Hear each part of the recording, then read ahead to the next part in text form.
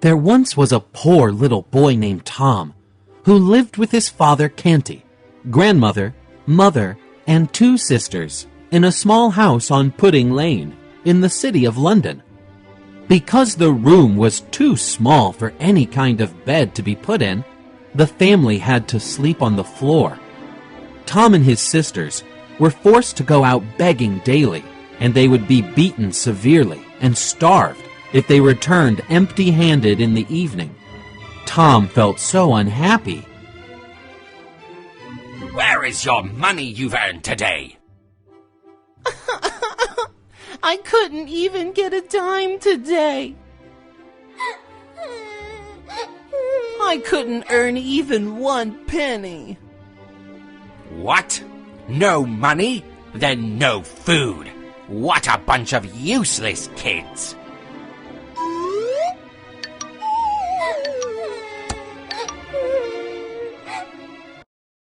Tom's neighbor was Father Andrew, and he was very kind-hearted and knowledgeable. Every day, Father Andrew told Tom the tales about gorgeous kings and princes. Tom wished he could live the charmed life of a petted prince in a royal palace. So Father Andrew taught him morality, a little Latin, and how to read and write. You should go to the Palace of Westminster, where you can see a prince of flesh and blood. Prince Edward is the son of the king. He is there, and you'll perhaps meet him one day, Father Andrew said to Tom. Father, I want to be like the princes in the book someday. My dear son, I will teach you how to be a proper prince. But, dear Father Andrew, I really want to see a real prince. Then you should go to the Westminster Palace. Prince Edward lives there, and maybe you will meet him someday. Okay. Then Tom stood at the gate of the palace in the following days, hoping to meet Prince Edward. However, the poor boy was always sent away by the guards. One day, when Tom cried loudly, I want to see the prince, the guards immediately and rudely snatched him away. Prince Edward sprang to the gate, stopped them, and invited Tom into the palace. The prince was very surprised when he learned about Tom's life. He couldn't imagine how he and his family could live in such a small house. Then Edward had an idea. The two would switch roles for a few days. They exchanged clothing. Now Tom was Edward, and Edward was Tom. The prince went outside, ordering Tom to stay in the palace until he returned. Hey, Tom, let's change our roles. I will wear your clothes, and you will wear mine. Yes, yes.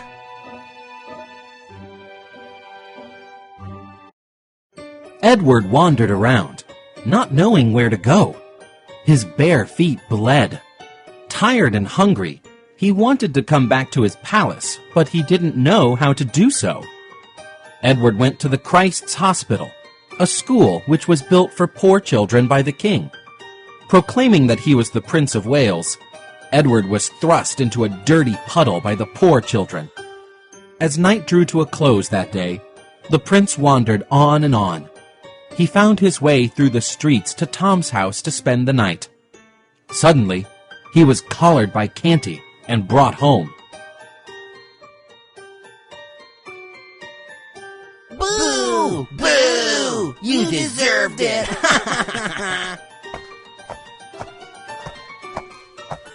Where should I go now? Where is this Pudding Lane?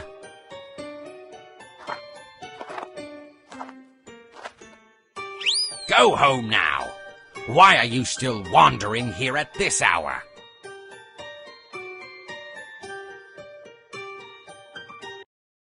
In the meantime, Tom was left alone in the prince's royal apartment in the palace. He stood in front of a great mirror and enjoyed the luxury of his surroundings. It suddenly occurred to Tom that Edward was gone for a long time. Then he began to feel afraid of being discovered in the prince's clothing. He went out, but quickly stepped back, since there were many guards. The prince was thought to be ill. His sister, Princess Jane, then came to talk with him and bring him to the king, who had a serious sickness. Everyone thought Tom was ill, so they didn't believe him when he said he wasn't the prince.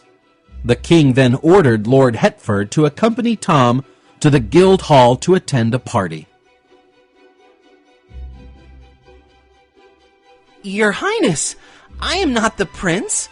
I am just a poor boy. Your Highness, what did you just say? Father, Edward must be very sick to say things like that. Edward, you are a prince, and will be king someday. You can't say things like that. The richest nobles of London showed up at the Guildhall. They sat at the tables full of delicious dishes and chatted happily. When Tom entered the room, all of them stood up and bowed low before him. When the party was taking place, a messenger brought the news that the king had passed away. Everyone in the hall chorused, "Long live King Edward! Long live King Edward!"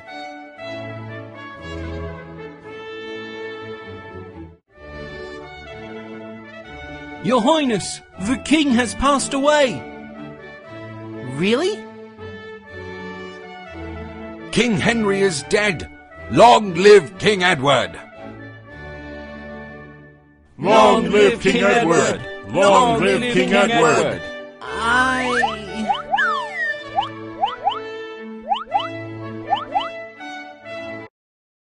Meanwhile, Prince Edward was brought to Canty's home. Father Andrew tried to protect the prince from the abusive man, but he was beaten unconscious.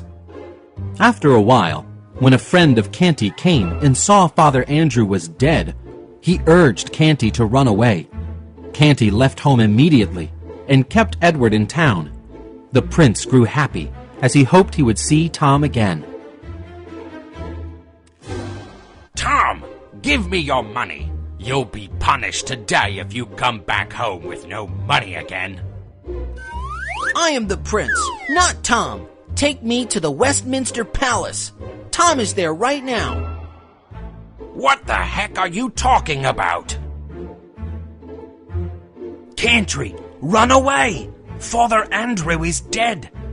Is he dead?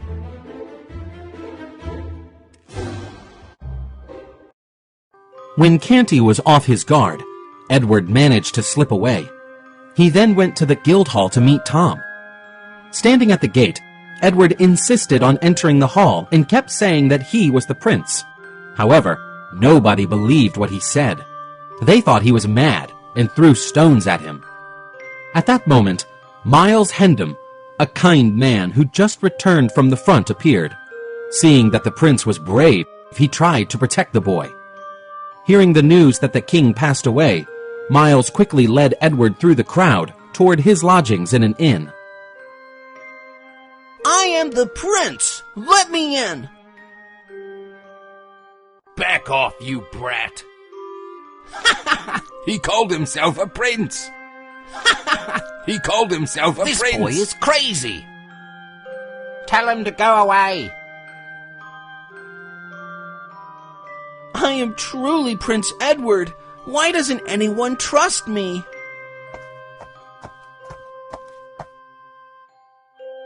Please stop! He's just a boy! Miles took good care of Edward. He thought that the boy must have been sick, and that was why he kept saying he was a prince. He felt sorry for Edward. The next morning, when Edward was still sleeping, Miles went out to buy new clothes for the boy.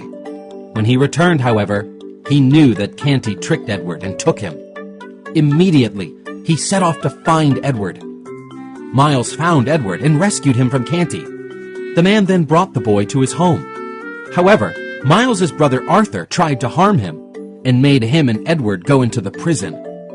The two were sentenced to the lash, and Miles had a vicarious punishment for Edward. When they were released at last, they turned back toward London. Edward promised to repay Miles after he became king. When I become king, I will repay you. Thank you, Your Majesty. Now let's go back to London.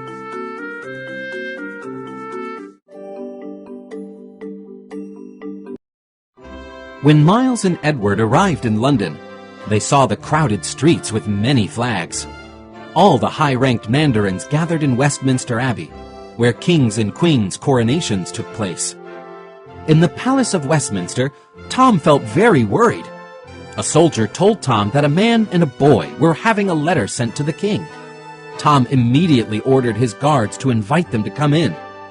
Seeing Edward, Tom kneeled down and cried out, "Long live the new king! You returned here in time!" The Lord Hertford asked Edward questions about the palace, and the boy gave all the correct answers. However, to prove that he was the real prince, Edward needed to produce a subject which only he knew the location of. The boy then revealed where the Great Seal of England was. Everything was clear now. I am back! Your Highness, you have come back just in time. What is this? It's so hard to understand. Thus Edward was crowned King of England, and Tom stayed at the palace to be the king's best friend. To repay Miles, Edward helped him regain all the fields and land that his brother Arthur took from him. The king even helped the man get married to a beautiful girl named Edith. Besides that, King Edward gave Tom's mother and sisters a very nice house in the country. They lived together happily forever. For Canty, the wicked man ran away and was never seen again. The story has a happy ending, doesn't it? Kind people will enjoy happiness at last, while greedy people will be well punished. You should be good, kids. Always help and care for other people around you. Goodbye, and see you again. Dear Tom, I will grant your mother and sisters a beautiful house. Thank you, Your Highness.